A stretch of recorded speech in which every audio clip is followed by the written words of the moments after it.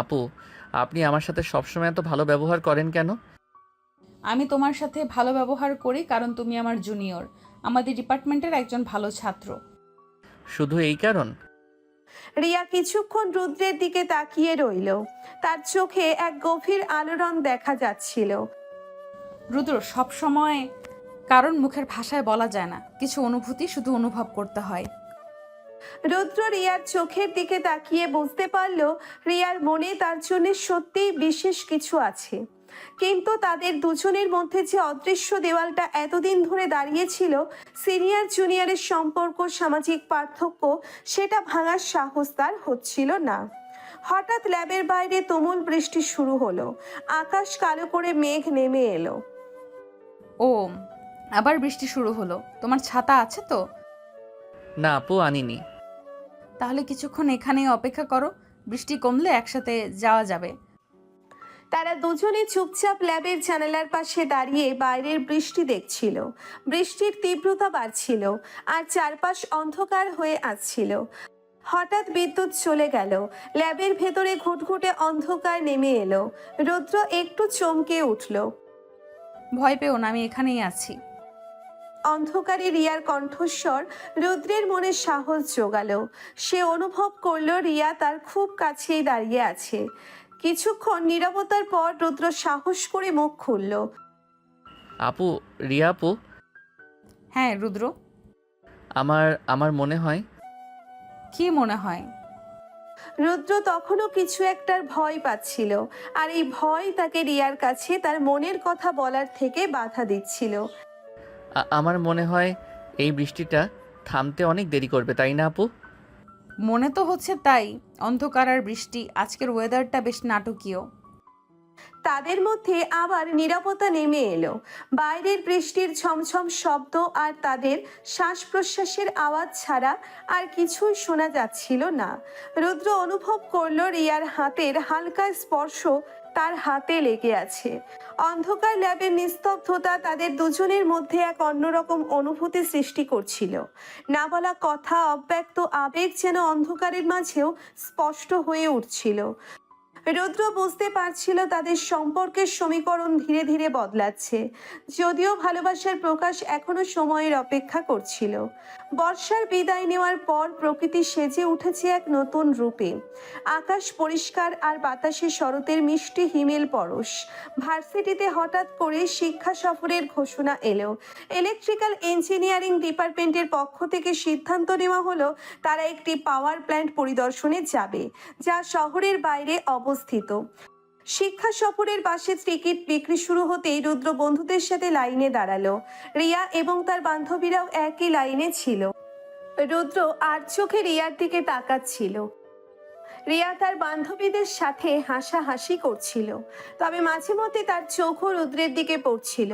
বাস ছাড়ার দিন সকালে ভার্সিটির গেটে ছাত্রছাত্রীদের ভিড় জমে গেল। রুদ্র তার বন্ধুদের সাথে বাসে একটি সিট খুঁজে বসলো। কিছুক্ষণ পর রিয়া তার দলবল নিয়ে বাসে উঠল। তাদের চোখাচোখি হতেই রিয়া মুচকি হাসলো। ভাগ্যক্রমে রিয়ার সিট পড়ল রুদ্রের ঠিক পেছনের সারিতে।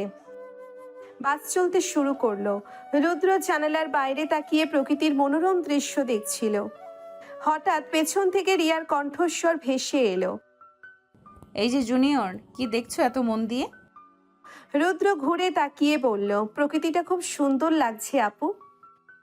শুধু প্রকৃতি? আশেপাশে আর কিছু চোখে পড়ছে না?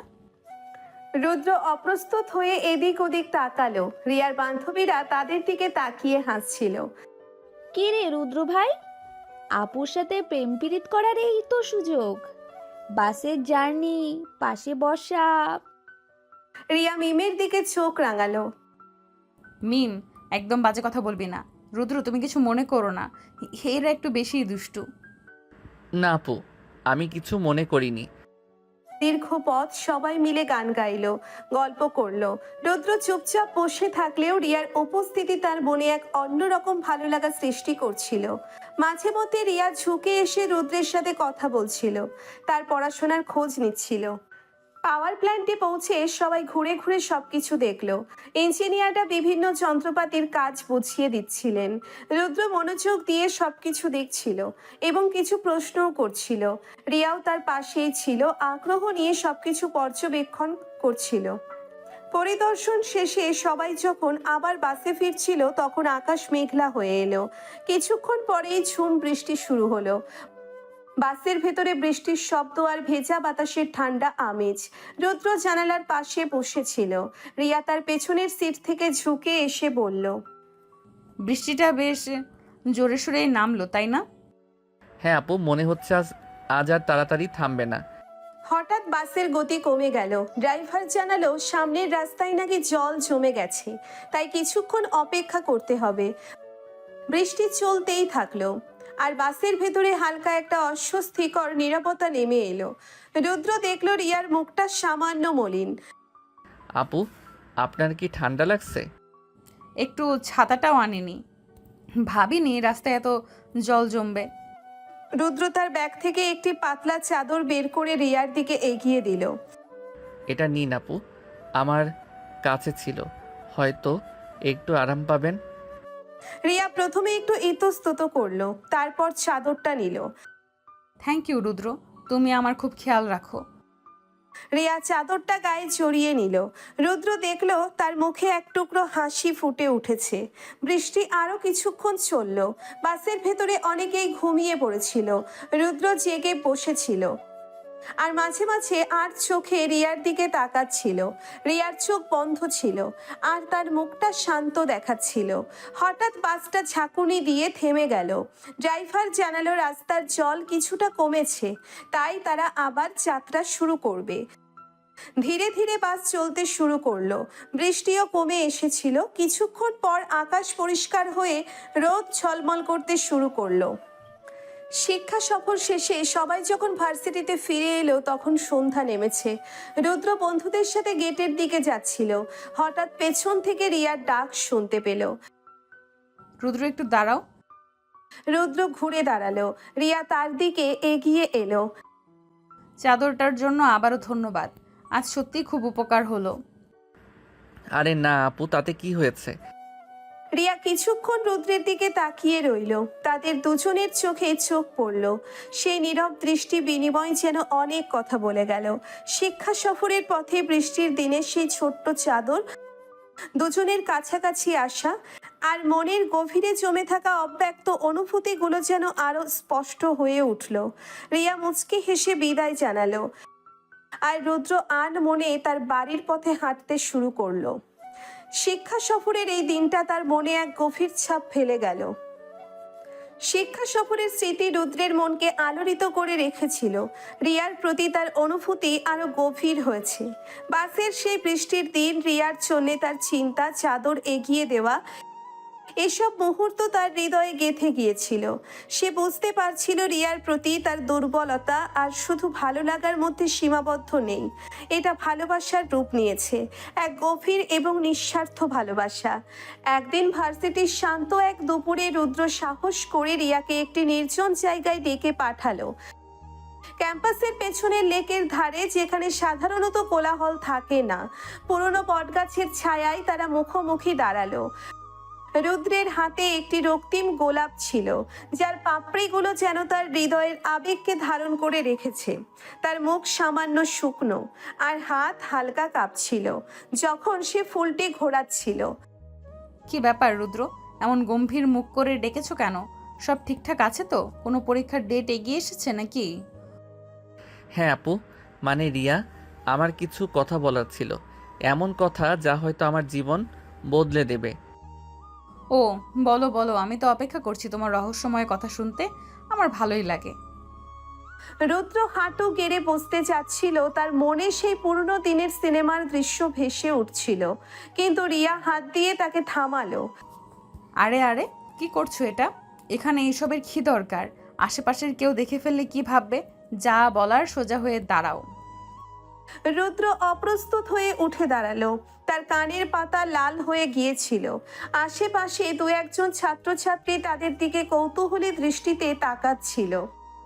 রিয়া, মানে আপু, প্রথম যখন আপনাকে দেখেছিলাম সেই সবুজ চত্বরে। তখন ভাবিনি আমাদের মধ্যে কোনো সম্পর্ক তৈরি হতে পারে। আপনি ছিলেন দূরের এক নক্ষত্র, রাগী এক সিনিয়র আপু যাকে সবাই ভয় পায়। কিন্তু ধীরে ধীরে আপনার সাথে কথা বলে, আপনার সেই রাগের আড়ালে লুকানো স্নেহ, আপনার ব্যবহার দেখে আমি বুঝতে পেরেছি আমার মনে আপনার জন্য অন্য রকম একটা অনুভূতি জন্ম নিয়েছে। এটা শুধু সম্মান নয়, তার থেকেও অনেক বেশি কিছু। রিয়া নীরবে রুদ্রের দিকে তাকিয়েছিল। তার মুখের হাসি ধীরে ধীরে মিলিয়ে গিয়েছিল। তার চোখে এক গভীর ভাবনার ছায়া পড়ছিল। রিয়া, আমি আমি আপনাকে ভালোবাসি। হয়তো এটা খুব তাড়াতাড়ি বলা হয়ে গেল, হয়তো আমার সাহস দেখানো উচিত হয়নি, কিন্তু আমি আর আমার মনের কথা চেপে রাখতে পারছি না। আপনি কি আমার হবেন? আমার জীবনের সঙ্গী হবেন? রিয়া গোলাপটি নিল। তার আঙ্গুলগুলো গোলাপের নরম পাপড়ি স্পর্শ করছিল, কিন্তু তার মুখ এখনো গম্ভীর ছিল। রুদ্রের বুক ধক করে উঠল। সে বুঝতে পারছিল না রিয়া কি বলবে। তার মনে ভয় আর আশা দুটোই সমানভাবে দোলা দিচ্ছিল। রুদ্র, তুমি কি পাগল হয়েছো? এসব কি বলছো তুমি? এটা কি কোনো সিনেমার দৃশ্য নাকি? আমি তোমার সিনিয়র, মনে আছে তো? আমাদের মধ্যে বয়সের পার্থক্য আছে, সামাজিক পার্থক্য আছে। আমার বাবা মা কি বলবেন? সমাজের লোক কি বলবে? এইসব ছেলে মানুষের কথা ছাড়ো। আর এই গোলাপ টোলাপ এসব আমার একদম পছন্দ নয়। আমার ইমপ্রেশন নষ্ট করার চেষ্টা করছো? রুদ্রের মুখ মুহূর্তেই বিবর্ণ হয়ে গেল। সে যেন আকাশ থেকে পড়ল। রিয়ার কাছ থেকে এমন সরাসরি এবং ঠান্ডা প্রত্যাখ্যান সে স্বপ্নেও ভাবেনি। তার মনে হচ্ছিল যেন কেউ বরফ শীতল জল ঢেলে দিয়েছে। কিন্তু কিন্তু আপু, আমি তো সত্যি বলছি। আমার মনে যা অনুভব করি সেটাই বললাম। আমি জানি আমাদের মধ্যে পার্থক্য আছে, কিন্তু ভালোবাসা তো সব পার্থক্য ঘুচিয়ে দিতে পারে, তাই না? তোমার অনুভূতি তোমার কাছে রাখো, আর আমাকে আর কখনো আপু ডাকবে না। তুমি আমার শুধুই একজন জুনিয়র, একজন ছাত্র। যাও এখন এখান থেকে। আর কখনো এসব কথা বলার সাহস দেখাবে না। আমার সামনে থেকে দূর হও। রিয়া গোলাপটি রুদ্রের হাতে ফেরত দিয়ে দ্রুত ওখান থেকে চলে গেল। তার দ্রুত পদক্ষেপে লেকের ধারে পাতা ঝরার শব্দ শোনা যাচ্ছিল। রুদ্র পাথরের মতো দাঁড়িয়ে রইল, সেই গোলাপটি হাতে ধরা। তার মনে হচ্ছিল যেন কেউ তার হৃৎপিণ্ড চেপে ধরেছে। নিঃশ্বাস নিতেও কষ্ট হচ্ছিল। চারপাশের সবুজ প্রকৃতিও তার কাছে বিবর্ণ লাগছিল। পরের দিন থেকে রুদ্রের জীবনে এক নতুন অধ্যায় শুরু হলো। রিয়ার প্রত্যাখ্যান তাকে একেবারে ভেঙে দিয়েছিল। ক্লাসে মন বসতো না, বন্ধুদের সাথেও তেমন কথা বলতো না। রাতের পর রাত সে জেগে থাকতো। রিয়ার ঠান্ডা কথাগুলো তার কানে বাজতো, কিন্তু একই সাথে তার মনে এক অদ্ভুত জেদও জন্ম নিল। সে বুঝতে পারছিল রিয়ার বাইরের কঠোরতা হয়তো তার ভেতরের আসল অনুভূতিকে ঢাকছে। হয়তো রিয়া তার সাথে দুষ্টুমি করছে, অথবা তাকে পরীক্ষা করছে, তার ভালোবাসার গভীরতা যাচাই করছে।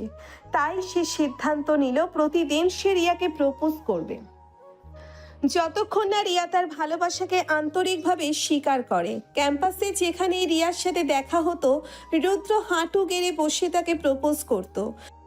কখনো ক্যান্টিনের গোল চত্বরে সকলের সামনে, কখনো লাইব্রেরির নীরব করিডোরে পাঠরত ছাত্রছাত্রীদের বিস্মিত দৃষ্টির সামনে, আবার কখনো ডিপার্টমেন্টের ক্লাসের বাইরে শিক্ষকদের অলক্ষ্যে। রিয়া, আমি তোমাকে ভালোবাসি। আমার এই হৃদয়ের প্রতিটি স্পন্দন তোমার জন্য। তুমি কি আমার হবে? আমার জীবনের আলো হবে? রুদ্র, তুমি কি থামবে? এটা কোনো তামাশার জায়গা নয়। এখানে পড়াশোনার পরিবেশ নষ্ট করছো। যাও, নিজের কাজ করো, গিয়ে অ্যাসাইনমেন্ট শেষ করো। পরের দিন রুদ্র আবার একই কাজ করলো। গেটের সামনে যখন রিয়া বন্ধুদের সাথে কলেজে ঢুকছিল, রিয়া, আমার জীবন তোমাকে ছাড়া অর্থহীন। তুমি আমার সকালের সূর্য আর রাতের চাঁদ। প্লিজ আমার ভালোবাসা গ্রহণ করো। আমি তোমাকে কতবার বলেছি এসব বন্ধ করতে? তুমি কি আমার কথা শোনো না? তোমার কি একটু লজ্জা নেই? সবাই তাকিয়ে হাসছে। কিন্তু রুদ্র থামলো না। প্রতিদিন সে রিয়াকে প্রপোজ করতে লাগলো। রিয়ার বান্ধবীরা প্রথমে হাসাহাসি করলেও ধীরে ধীরে তারা বুঝতে পারছিল রুদ্রের ভালোবাসা কতটা গভীর, কতটা একনিষ্ঠ। তারা রুদ্রের এই অদ্ভুত জেদ দেখে অবাক হতো। রিয়া যদি বাইরে থেকে বিরক্তি প্রকাশ করত, সবার সামনে রুদ্রকে ধমক দিত, কিন্তু তার চোখে মাঝে মাঝে এক ধরনের চাপা কৌতূহল, এক পলকের জন্য হলেও নরম ভাব দেখা যেত। একদিন রুদ্র একটি ছোট্ট চিরকুটে তার ভালোবাসার কথা লিখে রিয়ার হাতে দিতে গেল। চিরকুটটিতে তার হৃদয়ের সমস্ত আবেগ, তার ব্যাকুলতা শব্দে গাঁথা ছিল। রিয়া, এটা পড়ো প্লিজ, আমার মনের কথা লেখা আছে, শুধু একবার পড়ো। রিয়া চিরকুটটি নিল, কিন্তু না পড়েই সকলের সামনে ছিঁড়ে ফেলল এবং টুকরোগুলো রুদ্রের মুখের উপর ছুঁড়ে মারল। তোমার এই নাটুকেপনা আমার একদম ভালো লাগছে না। যদি আর একবার এইসব করো, আমি কিন্তু প্রিন্সিপালের কাছে কমপ্লেন করব। তোমাকে আমি কলেজ থেকে বের করে দেব। রুদ্র হতাশ হলো, তার চোখ জলে ভরে এলো, কিন্তু হাল ছাড়ল না। তার মনে গভীর বিশ্বাস ছিল, একদিন না একদিন রিয়া তার ভালোবাসার মূল্য দেবেই। রিয়ার এই কঠিন প্রত্যাখ্যান আসলে তার ভালোবাসার পরীক্ষাই হয়তো। প্রতিদিন রুদ্র নতুন উদ্যমে রিয়াকে প্রপোজ করতে লাগলো। কখনো একটি রক্ত গোলাপ হাতে, কখনো নিজের লেখা কবিতা শুনিয়ে, আবার কখনো শুধু নীরব ভালোবাসার ব্যাকুল দৃষ্টি দিয়ে। রিয়ার রোমান্টিক অত্যাচার তখন রুদ্রের একনিষ্ঠ ভালোবাসার কাছে ধীরে ধীরে দুর্বল হতে শুরু করলো। কলেজের আনাচে কানাচে তাদের এই অদ্ভুত প্রেমের নাটকের সাক্ষী হতে লাগলো, যেখানে একজন রোজ প্রপোজ করে আর অন্যজন রোজ ফিরিয়ে দেয়। রুদ্রের প্রতিদিনের প্রপোজাল রিয়াকে ভেতরে ভেতরে আলোড়িত করছিল। বাইরে থেকে যতই বিরক্তি দেখাক না কেন, রুদ্রের একনিষ্ঠ ভালোবাসা তার কঠিন হৃদয় স্পর্শ করতে শুরু করেছিল। কিন্তু তার সিনিয়র হওয়ার অহংকার, সামাজিক অবস্থানের চিন্তা, এসব যেন তাকে রুদ্রের প্রতি দুর্বলতা প্রকাশ করতে বাধা দিচ্ছিল। একদিন রুদ্র রিয়াকে একটি মেসেজ পাঠালো। রিয়া, যদি তোমার আপত্তি না থাকে আজ বিকালে কফি শপে কিছুক্ষণ বসতে পারো, আমার কিছু কথা বলার আছে। রিয়া প্রথমে মেসেজটি এড়িয়ে যেতে চেয়েছিল, কিন্তু রুদ্রের আন্তরিকতা তাকে কৌতূহলী করে তুলল। শেষ পর্যন্ত সে রাজি হলো। বিকেলে কফি শপের একটি নীরব কোণে তারা মুখোমুখি বসল। রুদ্রের চোখে এক গভীর প্রত্যাশা ছিল, আর রিয়ার চোখে ছিল এক মিশ্রিত ভাব, কৌতূহল, দ্বিধা আর চাপা উত্তেজনা। রিয়া, আমি জানি তুমি আমার প্রপোজালে বিরক্ত। হয়তো আমার এইভাবে প্রতিদিন বলাটা তোমার কাছে পাগলামি মনে হয়, কিন্তু আমি তোমাকে বোঝাতে চাই, আমার মনে তোমার জন্য যে ভালোবাসা আছে তা কোনো ক্ষণিকের দুর্বলতা নয়। এটা আমার জীবনের সবচেয়ে সত্যি অনুভূতি। রিয়া নীরবে রুদ্রের দিকে তাকিয়ে রইল, তার মুখের অভিব্যক্তি কঠিন ছিল। আমি জানি আমাদের মধ্যে অনেক পার্থক্য আছে। তুমি আমার থেকে সিনিয়র, তোমার সামাজিক অবস্থান আমার থেকে অনেক উপরে। হয়তো তোমার পরিবারের লোকজনও আমাকে সহজে মেনে নেবে না, কিন্তু রিয়া, আমার কাছে এসব কিছুই ম্যাটার করে না। আমি শুধু তোমাকে ভালোবাসি এবং তোমার সাথেই আমার বাকি জীবন কাটাতে চাই। রুদ্র তার পকেট থেকে একটি ছোট সুন্দর আংটির বাক্স বের করলো। তার হাত কাঁপছিল যখন সে বাক্সটি রিয়ার দিকে এগিয়ে দিল। রিয়া, এটা আমার হৃদয়ের প্রতীক। তুমি কি এটা গ্রহণ করবে? তুমি কি আমার জীবন সঙ্গী হবে? রিয়া আংটির বাক্সটির দিকে তাকালো। তার চোখে মুহূর্তের জন্য এক দুর্বলতা দেখা গেল, কিন্তু পরক্ষণে সে নিজেকে সামলে নিল। রুদ্র, আমি তোমাকে কতবার বলেছি এসব বন্ধ করতে। তুমি কি সত্যি বুঝতে পারছো না আমাদের মধ্যে কিছুই সম্ভব নয়? আমি তোমার সিনিয়র আর তুমি আমার শুধুই একজন জুনিয়র। আমাদের দুজনের পথ সম্পূর্ণ আলাদা। তুমি বরং নিজের পড়াশোনায় মন দাও এবং ভবিষ্যৎ নিয়ে চিন্তা করো। এইসব অবাস্তব স্বপ্ন দেখা বন্ধ করো। আর এই আংটি, এটা তুমি ফিরিয়ে নাও। রিয়া আংটির বাক্সটি রুদ্রের দিকে ঠেলে দিল। রুদ্রের মুখ আবারও হতাশায় ভরে গেল। তার মনে হচ্ছিল যেন তার শেষ আশার আলো নিভে গেল। রিয়া, তুমি কি সত্যি তাই মনে করো? তুমি কি একবারও আমার ভালোবাসার গভীরতা অনুভব করার চেষ্টা করনি? আমার কাছে তোমার সিনিয়র হওয়া বা সামাজিক অবস্থান কোনো বাধা নয়। আমি শুধু তোমাকে চাই। কিন্তু তুমি কেন বারবার আমাকে ফিরিয়ে দিচ্ছ?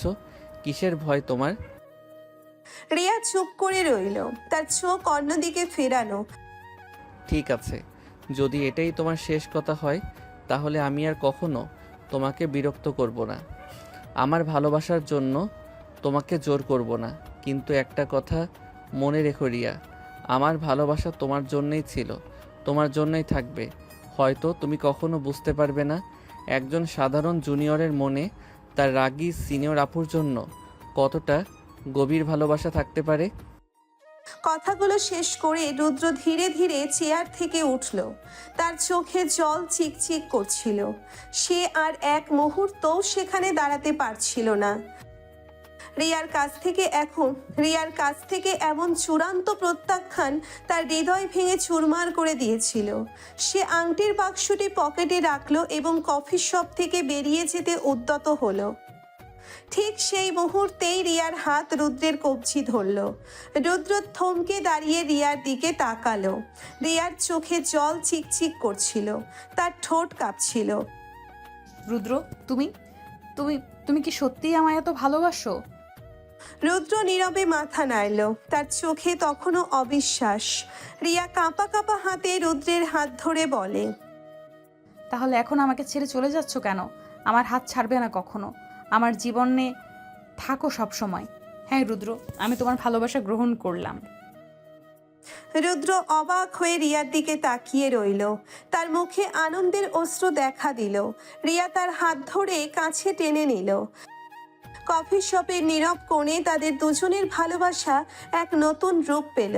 সিনিয়র আপুর রাগী শাসনের অবসান হলো, আর এক গভীর রোমান্টিক সম্পর্কের সূচনা হলো। রিয়ার স্বীকৃতি রুদ্রের জীবনে এক নতুন সূর্যোদয় নিয়ে এলো।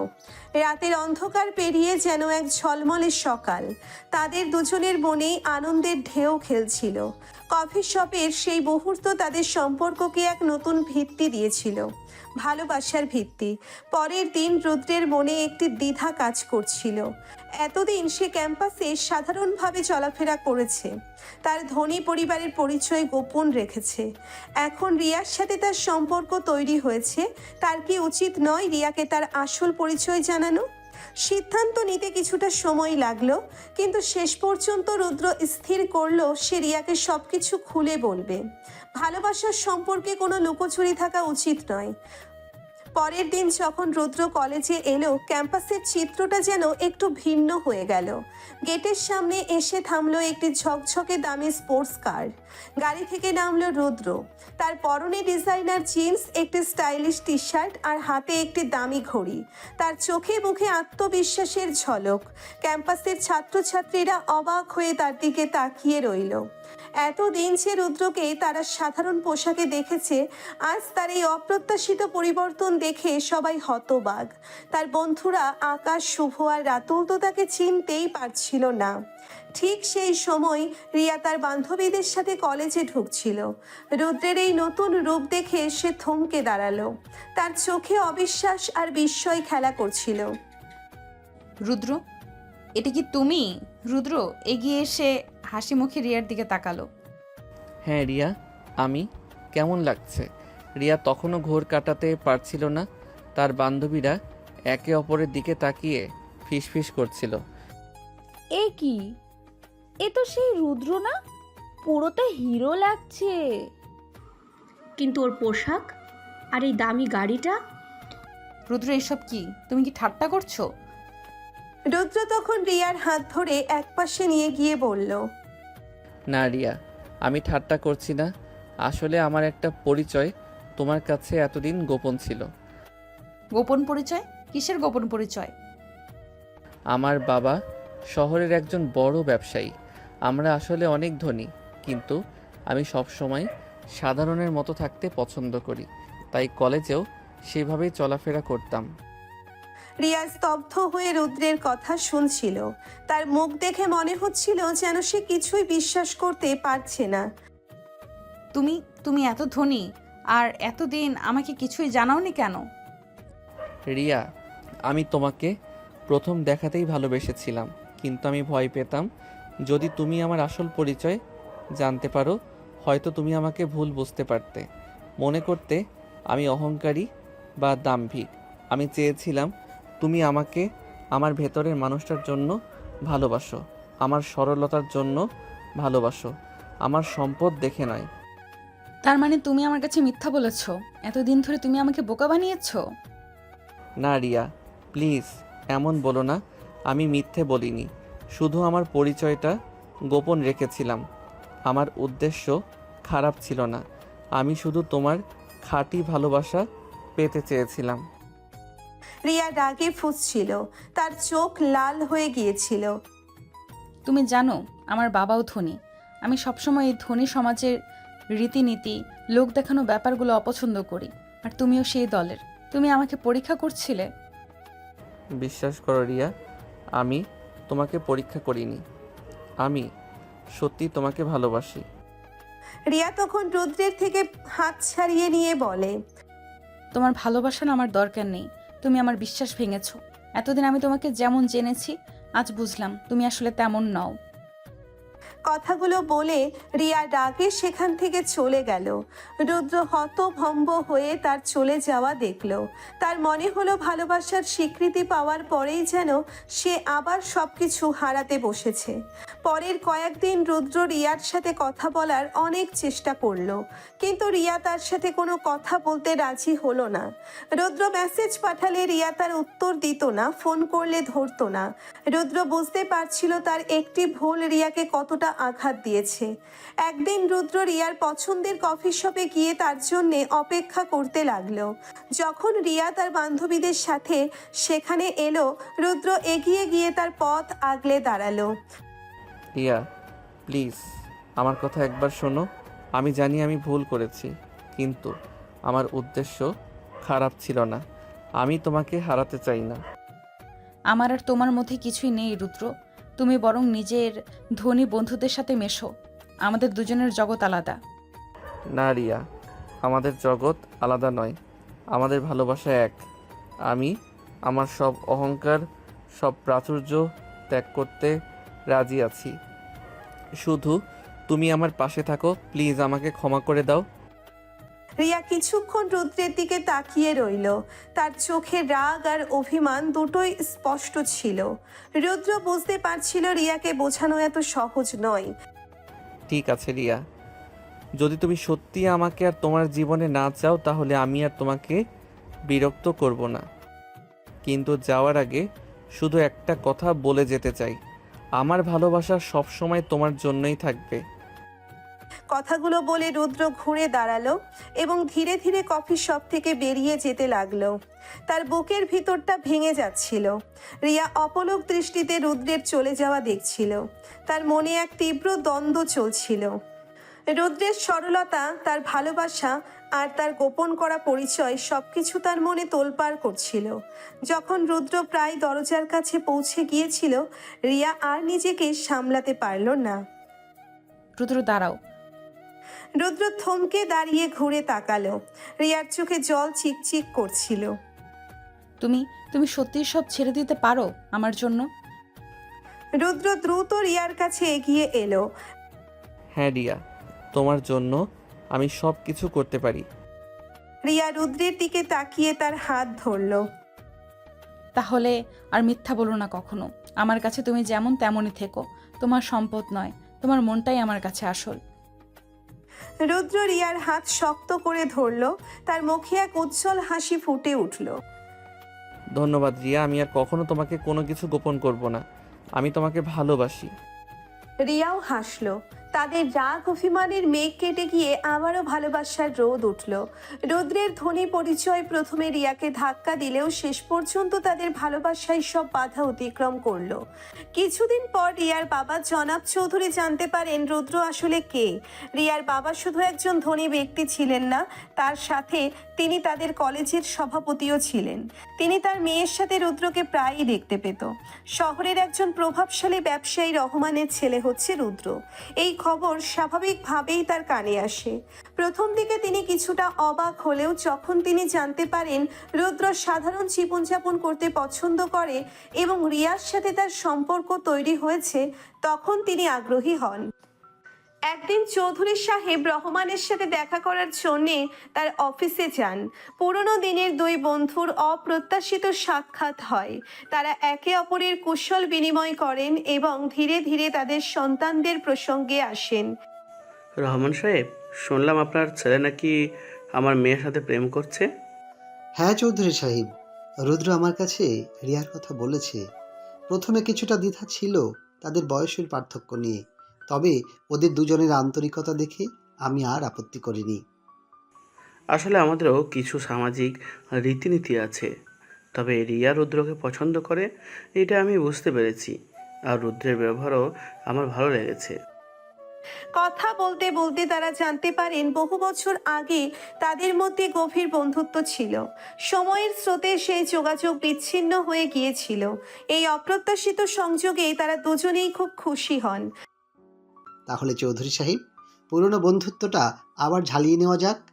আমাদের ছেলেমেয়েরা যদি একে অপরকে পছন্দ করে থাকে, তাহলে তাদের সম্পর্কটাকে একটা সুন্দর পরিণতি দেওয়া যাক না? আমারও সেই ইচ্ছে রহমান সাহেব। রিয়ার সুখী আমার কাছে সবচেয়ে বড়।